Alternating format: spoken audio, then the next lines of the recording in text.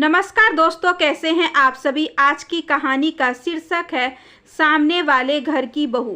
प्रतिदिन जैसा ही सूर्योदय था, चिड़ियां बेपरवाह चहक रही थी। प्राणदायिनी हवा तन मन को शीतल किए दे रही थी। रोज की तरह दूध वाले पेपर वाले काम पर निकल पड़े थे। घरों में लोग नहाकर भजन पूजन कर रहे थे। रसोई में चाय की प्यालियां खड़क रही थी। ब्रेड बटर पराठे सब्जियों की खुशबू आ रही थी। पुरुष वर्ग काम पर जाने की तैयारी में थे। माएँ बच्चों को लेकर दौड़ती हुई इस हड़बड़ी में कि कहीं स्कूल बस छूट न जाए। सब कुछ एक जैसा, किसी पर कोई असर नहीं कि किसी की हरी भरी दुनिया बसने से पहले ही उजड़ गई। मैं अपने एकांत कमरे की खिड़की पर खड़ी सामने वाले घर पर नजरें जमाई थी, जो आंसुओं के सैलाब में धुंधली हो आई थी। 10 वर्ष पूर्व बतौर सहायक शिक्षिका के पद से रिटायरमेंट के बाद से ही घर की छत पर बना यह छोटा सा हवादार कमरा मेरी शरण स्थली बना हुआ था।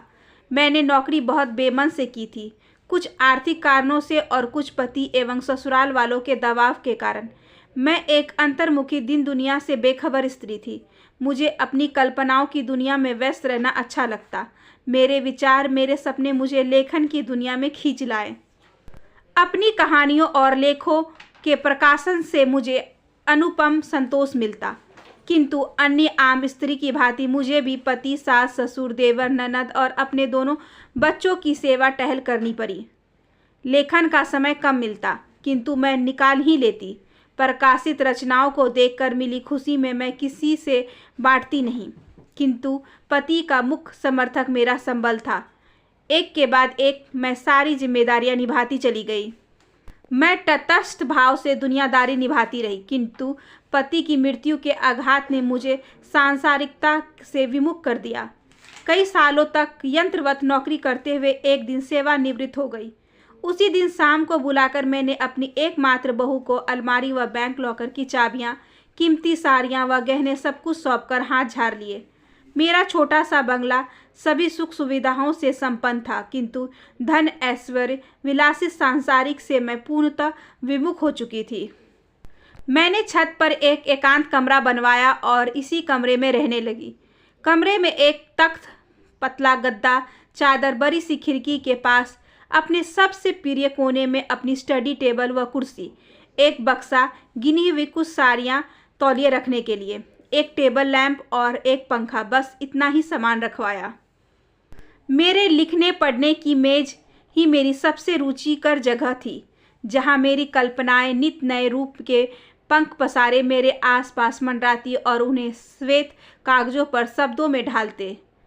मूर्त रूप देते हुए मैं दुनिया की सबसे सुखी स्त्री होती। मैं मोह माया से विरक्त 75 वर्ष वृद्धा अपनी ही रचनाओं में लीन जी रही थी। तभी एक दिन अचानक मेरा भी किसी से जुड़ाव हो गया और मैं किसी के मुंह में पड़ गई। उस दिन सुबह नहा धोकर बैठी ही थी कि अचानक शंख, उल्लुक ध्वनि और खिलखिलाहट ने मेरी तंद्रा भंग कर दी।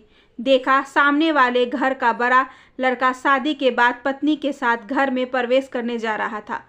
दूल्हा धोती कुर्ता व सिर पर टोपोरे पहने था और उसके बगल में लाल बनारसी साड़ी में सजी सिमटी सी खड़ी थी उसकी दुल्हन। सिर पर श्वेत मुकुट, विदाई के आंसुओं से धुला सुंदर चेहरा, क्लांत भाव, नयन झुके हुए।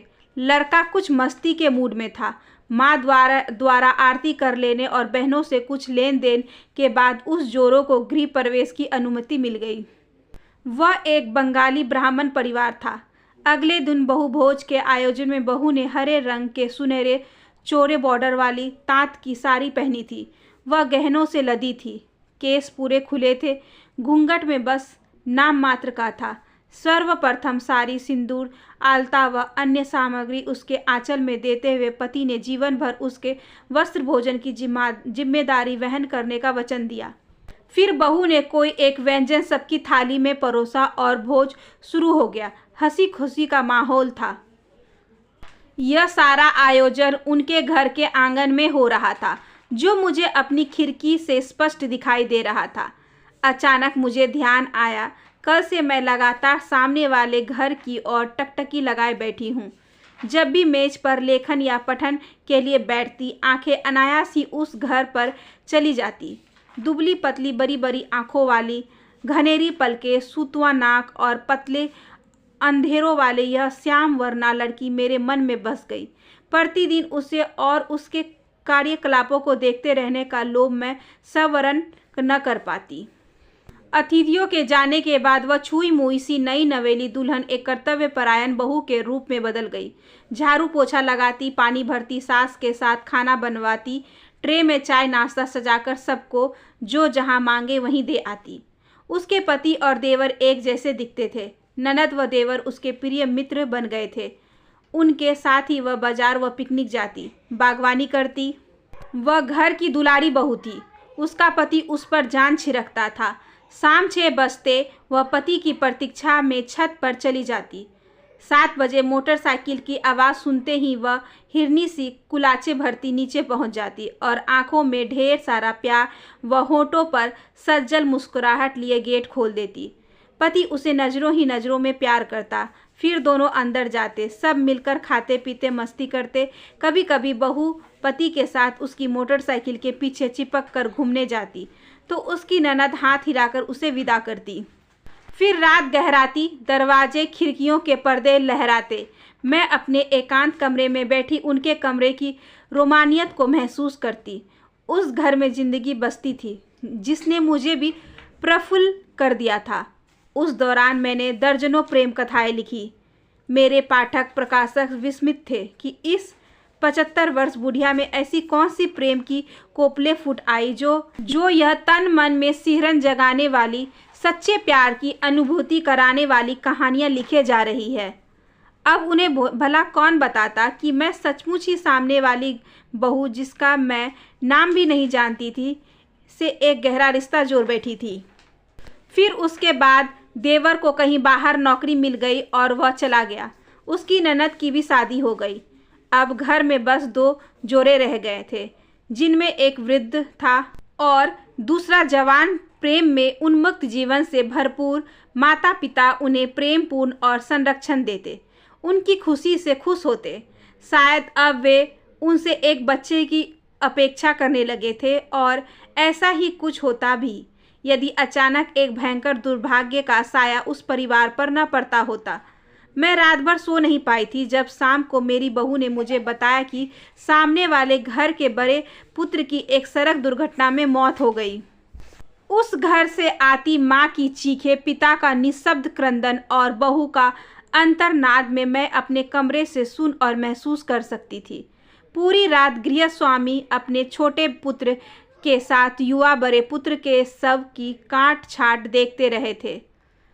उनकी रात पोस्टमार्टम रूम में बाहर ही बीत गई और अब भोर के सफ़ेद वस्त्रों में लिपटा शरीर घर के आंगन में पड़ा था। वही शरीर जिसे माँ ने महीनों कोख में रखा, जन्म दिया और बड़े अरमानों से पाला था। वही शरीर जो पिता के बुढ़ापे की लाठी था, बहन भाई का दुलारा था और जो एक युवा स्त्री का सब कुछ था।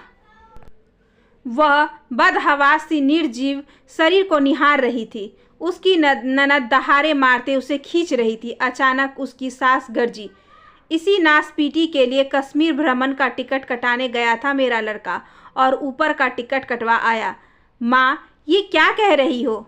छोटे पुत्र ने विरोध करना चाहा किंतु वह नहीं रुकी। मैं कैसे चुप रहूं? इसे कोख में रखा था 9 महीने। बित्ते भर से 6 फुट का जवान बनाकर जिसे सौंप दिया वही खा गई इसे जन्म देने की पीड़ा सही मैंने, अब इसे खोने का दुख कैसे सहूं? माँ जमीन पर लौट गई।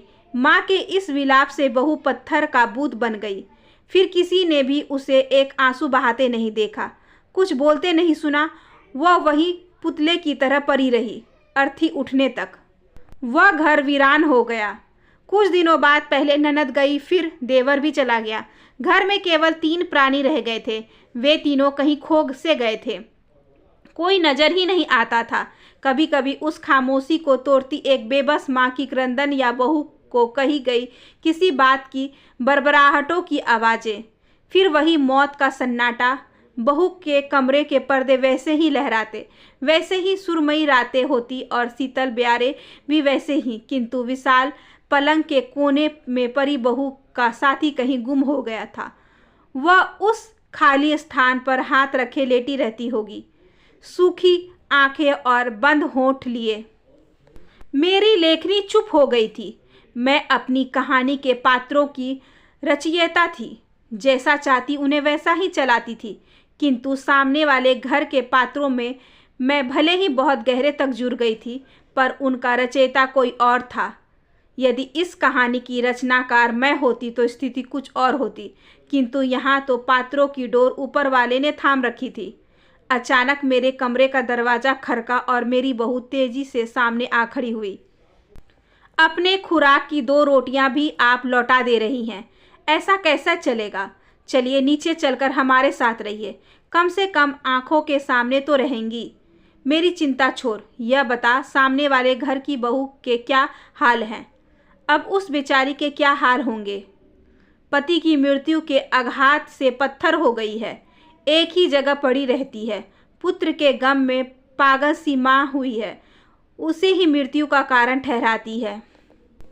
मैं उदास गडर खाना ठीक से खा लिया करूँगी। के आश्वासन के बाद मेरी बहू चली गई। उस लाचार युवती के जीवन का ऐसा दुखद पटापेक्ष नहीं, यह नहीं हो सकता। मैं धैर्य से ईश्वर के आगे कदम की प्रतीक्षा करती रही। वैसे मेरे कल्पनाशील मस्तिष्क ने उसके भविष्य की कहानी रचनी शुरू कर दी थी। क्या वह विधाता के आदेश से मिलती जुलती होगी?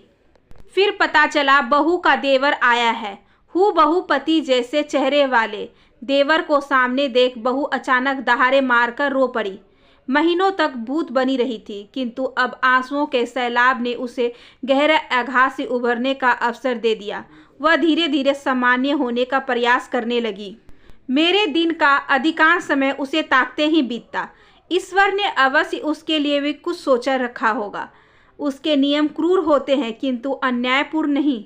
जब मैं जितनी कथा कहानियाँ लिखती, सब दुखांत हो जाते। लेखनी तो वैसी ही चलती थी, किंतु उससे निकलने वाले शब्द अश्रु से पगे वेदनापूर्ण हो जाते। उस दिन मेरे सामने ब्रेड के 3 स्लाइस, मिठाई और चाय रखी थी। मैं धीरे धीरे चाय की चुस्कियां लेने लगी। तस्तरियों की ओर हाथ बढ़ाने का कोई उपक्रम नहीं किया। अचानक सामने वाले घर की बहू की करीने से हल्के रंग की सूती साड़ी पहने और बैग लिए बाहर आई। वह ऑटो में बैठी तो पीछे खड़ी उसकी ननद ने मुस्कुराते हुए कहा, नौकरी का पहला दिन मुबारक हो भाभी। बहू ने हंसने की चेष्टा की, पर सफल नहीं हुई। ऑटो आगे बढ़ गया। ओह, तो उसे नौकरी मिल गई। अवश्य ही पति के स्थान पर मिली होगी। अब बाहर निकलेगी, 4 लोगों से मिलेगी तो मन बहलेगा। दायित्व बोध या जिम्मेदारियों का एहसास व्यक्तिगत पीड़ा से उबरने का अच्छा माध्यम है, मैंने सोचा।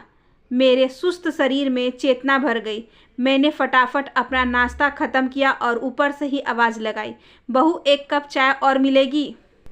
क्यों नहीं मम्मी, अभी लाई, बहू ने नीचे से ही जवाब दिया। अभी कुछ न मांगने वाली माँ के एक इशारे पर वह 100 जान निछावर हो गई। 2 मिनट में चाय हाजिर थी। मैं गर्म चाय की चुस्कियों के साथ खुशनुमा रचनाएं रचने लगी। प्रतिदिन सामने वाली बहू को ऑफिस जाते हुए देखने का एक अलग आनंद था। उसमें परिवर्तन आ रहा था। उसने प्लेन साड़ियों के स्थान पर फूलदार या खिलते हुए रंगों की साड़ियाँ पहननी शुरू कर दी। फिर मैंने उसे हल्का मेकअप, स्टाइलिश जूरा और बेहतरीन सैंडल पहनते देखकर अनुभव किया कि समय के साथ जख्म सूखने लगे हैं। जिंदा रहने के 100 बहाने हैं। कभी कभी आने वाली नंद और देवर के साथ वह हंसने बतियाने लगी थी। सबसे सुखद था वह दृश्य जब उसकी सास को मैंने उसे टिफ़िन थमाकर हाथ हिलाकर विदा करते हुए देखा। उसके पति की मृत्यु के बाद मुझे स्वयं अपनी जिंदगी ठहरी सी लगती थी। उसे रोते बिलखते देखकर लगता मैं भी किसी क्षण समाप्त हो जाऊंगी। कभी मैं उसके साथ रोई थी, आज उसकी खुशी में शरीक होकर प्रसन्न हो रही थी। जैसे मैं अपनी कहानियों के पात्रों को इच्छानुसार ढालती थी, वैसे ही परमेश्वर भी तो अपने बनाए पात्रों के जीवन में उलटफेर करके आनंदित होता होगा। लेकिन यदि वह मेरी कहानी का किरदार होती तो मैं उनका पुनर्विवाह करवा देती। उसकी गोद में भी एक चांद सा बच्चा खेलते देखती। चल चल, ज़्यादा मत उड़। ईश्वर ने शायद तेरी इच्छा अनुसार ही तो उसे स्वावलंबी बना दिया, उसे हंसने का मौका दिया। जो उसे कोसते थे अब प्यार करने लगे हैं। अब और क्या चाहती है तू? मेरे अंतर्मन ने मुझे फटकारा तो जवाब भी वही से किसी ने दिया। वह तो दूसरों के लिए हंसती है, अपने लिए कहाँ। रात को अकेले में बिस्तर पर सिसकती होगी। बस इतना ही बदलाव आएगा क्या? नहीं, कुछ और सुखद परिवर्तन की ज़रूरत है।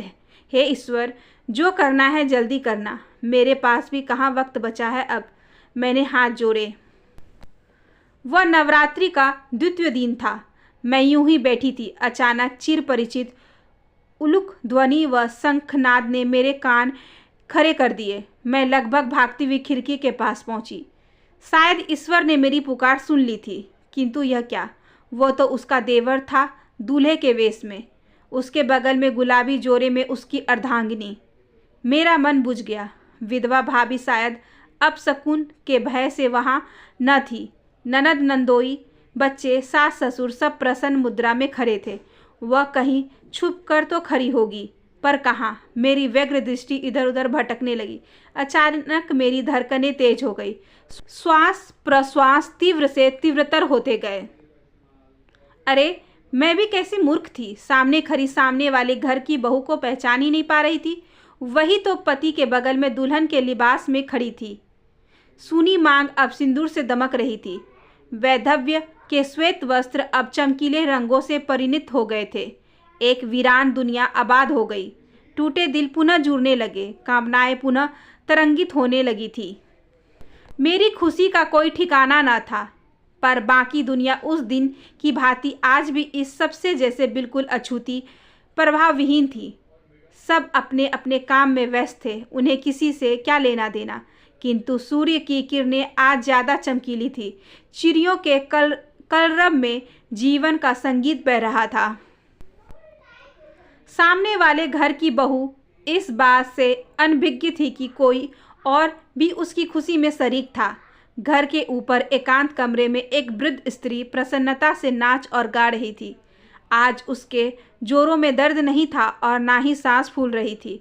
वह अपनी बहू से आज कुछ मीठा खाने की फरमाइश करने वाली थी। उसके लेखन में फिर से प्रेम की उत्ताल तरंगों के गीत सजने वाले थे। स्त्री पुरुष के चिर प्राचीन व अति नवीन रिश्तों के पावन एहसास फिर से शब्दों में ढल कर एक नई दुनिया रचने जा रहे थे। आशा करती हूँ कि आज की ये छोटी सी कहानी आपको अच्छी लगी होगी। अगर अच्छी लगी हो तो please like, share and subscribe करें हमारे चैनल को। ज़्यादा से ज़्यादा शेयर करें और बेल आइकन को ज़रूर प्रेस कर लें ताकि अगली वीडियोज़ की नोटिफिकेशन आपके पास सबसे पहले पहुँचे। धन्यवाद।